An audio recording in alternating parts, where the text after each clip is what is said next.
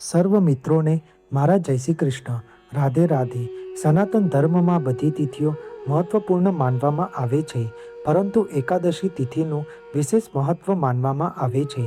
આ વર્ષે મોહિની એકાદશી વૈશાખ મહિનાની શુક્લ પક્ષની એકાદશી તિથિ 27 એપ્રિલ 2026 સોમવારના રોજ ઉજવવામાં આવશે. મોહિની એકાદશીના દિવસે ભગવાન વિષ્ણુની પૂજા કરવાનો શુભ સમય સવારે 9 વાગે 2 મિનિટે શરૂ થશે અને સવારે 10 વાગે 40 મિનિટ સુધી રહેશે. આ સમય દરમિયાન ભગવાન વિષ્ણુની પૂજા કરવા માટે સમય શુભદાયી માનવામાં આવે છે. આ મોહિની એકાદશીનું વ્રત ભગવાન વિષ્ણુને સમર્પિત છે. મોહિની એકાદશી પર ભગવાન વિષ્ણુની પૂજા કરવામાં આવે છે અને ભક્તિ અને શ્રદ્ધા સાથે વ્રત રાખવામાં આવે છે. એવું માનવામાં આવે છે કે આ દિવસે વ્રત રાખનારાઓ સાંસારિક લાલચમાંથી મુક્ત થાય છે. માનસિક શાંતિની સાથે તેઓ જીવનમાં સુખ, સમૃદ્ધિ અને સફળતા પણ મેળવે છે અને મોક્ષ પ્રાપ્ત કરે છે. મોહિની એટલે મોહ પામનારી નહીં, પણ મોહ મુક્ત કરનારી. રાગ, દ્વેષ અને મોહ પાપરૂપી અંધકારના કારણભૂત છે. તેને દૂર કરવાથી જ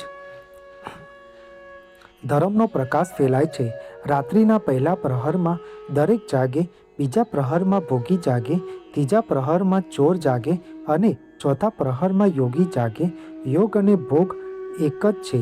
વ્રતી જ્યારે સાધનાની ચરમ સીમા પર પહોંચી જાય છે, ત્યારે યોગની સીમા આવી જાય છે. એનું મન મોહથી મુક્ત બની જાય છે. મોહની ક્ષણ પણ ચારિત્રથી જીતી શકાય છે.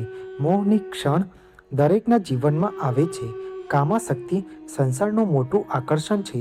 શ્રી કૃષ્ણ ભગવાને સ્ત્રીઓના સંગે રહીને કામને જીત્યો હતો અને નૈષ્ઠિક બ્રહ્મચર્ય વ્રત રાખ્યું હતું. શ્રી રામે કહ્યું, ભગવાન જે બધાય પાપોનો ક્ષય અને બધા પ્રકારના દુઃખોનું નિવારણ કરનાર વ્રતોમાં ઉત્તમ વ્રત હોય એ હું સાંભળવા ઈચ્છું છું. વશિષ્ઠજી બોલ્યા, શ્રી રામ, તમે ઘણી ઉત્તમ વાત કહી છે. મનુષ્ય તમારું નામ લેવાથી બધા પાપોથી શુદ્ધ થઈ જાય છે. છતાં પણ લોકોના હિતની ઈચ્છાથી હું પવિત્રમાં પણ પવિત્ર ઉત્તમ વ્રતનું વર્ણન કરીશ. વૈશાખ માસમાં શુક્લ પક્ષમાં જે એકાદશી આવે છે એનું નામ મોહિની છે. એ બધાય પાપોનું નિરાકરણ કરનારી એકાદશી છે. એના વ્રતના પ્રભાવથી મનુષ્ય મોહ ઝાડ અને પાપોના સમૂહથી છુટકારો મેળવી લે છે. ખાસ વાત કે ભગવાનની કથા શ્રવણ કે અધ્યયન કરતી વખતે હાથમાં ચોખાના દાણા અવશ્ય રાખવા. જે કથા પૂર્ણ થઈ ભગવાન વિષ્ણુજીને સમર્પિત કરવા. વૈશાખ માસની શુક્લ પક્ષની એકાદશી તિથિની વ્રત કથા આ પ્રમાણે છે. સરસ્વતી નદીના રમણીય તટ પર ભદ્રાવતી નામની એક સુંદર નગરી આવેલી છે. ચંદ્રવંશમાં ઉત્પન્ન થયેલા અને સત્ય પ્રતિજ્ઞ ધૃતિમાન નામના રાજા ત્યાં રાજ્ય કરતા હતા. એ જ નગરમાં એક વૈશ્ય રહેતો હતો કે જે ધન ધાન્યથી પરિપૂર્ણ અને સમૃદ્ધ હતો. એનું પણ નામ ધનપાલ હતું. એ હંમેશા પુણ્ય કામમાં જ મગ્ન રહેતો હતો. પ્રજા માટે પરબો, તળાવો, કૂવા, ધર્મશાળા, બગીચાઓ અને ઘરો બનાવડાવતો. શ્રી વિષ્ણુની ભક્તિમાં એનો હાર્દિક અનુરાગ હતો. એ હંમેશા શાંત રહેતો. એના 5 પુત્ર હતા: સ્મૃતિ, કીર્તિબુદ્ધિ, મેઘાવી, સકૃત અને ધૃષ્ટ બુદ્ધિ. 5મો પુત્ર હતો.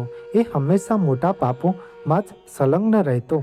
જુગારમાં એની ઘણી આસક્તિ હતી. વૈશ્યાઓને મળવા માટે એ લાલાયિત રહેતો. એનું મન ન તો દેવતાઓના પૂજનમાં લાગતું કે ના પિતૃઓના તથા બ્રાહ્મણોને સત્કારવામાં. એ ધૃષ્ટાત્મા અત્યાચારના માર્ગ પર ચાલીને પિતાનું ઘર બરબાદ કરતો. એક દિવસ એ વૈશ્યાના ગળામાં હાથ રાખીને ચોવટે ફરતો જોવા મળ્યો. ત્યારે પિતાએ એને ઘરમાંથી કાઢી મૂક્યો અને એના બંધુ બાંધવોએ પણ એનો પરિત્યાગ કરી દીધો. હવે એ દિવસ રાત દુઃખ અને શોકમાં ડૂબી ગયો. અનેક પ્રકારના કષ્ટો ભોગવતો જ્યાં ત્યાં ભટકવા લાગ્યો.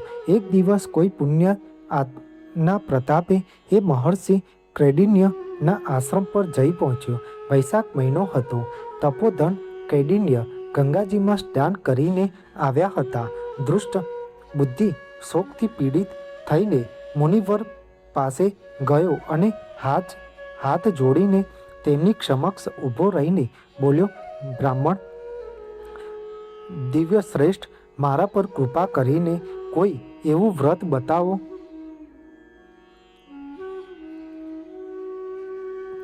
કે જેના પુણ્યના પ્રભાવથી મારી મુક્તિ થાય.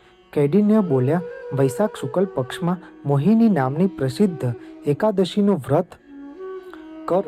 આ એકાદશીના દિવસે ઉપવાસ કરવાથી પ્રાણીઓના અનેક જન્મો કરેલ મેરુ પર્વત જેવડા મહાપાપો પણ નષ્ટ થઈ જાય છે. વશિષ્ઠજી કહે છે, શ્રી રામ મુનિના આ વચનો સાંભળીને દુષ્ટ બુદ્ધિનું ચિત્ત પ્રસન્ન થઈ ગયું અને કૈડિન્યના વચન પ્રમાણે વિધિપૂર્વક મોહિની એકાદશીનું વ્રત કર્યું.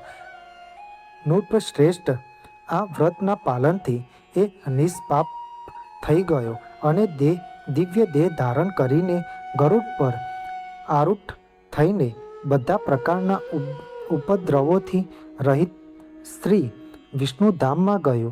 આ પ્રમાણે મોહિની એકાદશીનું વ્રત ઘણું જ ઉપયોગી છે. એ વાંચવાથી અને સાંભળવાથી 1000 ગોદાનનું ફળ મળે છે. તમને મારી આ માહિતી સારી લાગી હોય અને કંઈક નવું જાણવા મળ્યું હોય તો મારી આ ચેનલને લાઈક, શેર અને સબસ્ક્રાઈબ કરો, જેથી તમને મારા નવા વિડીયોની માહિતી મળતી રહે. સર્વને મારા જય સ્વામિનારાયણ.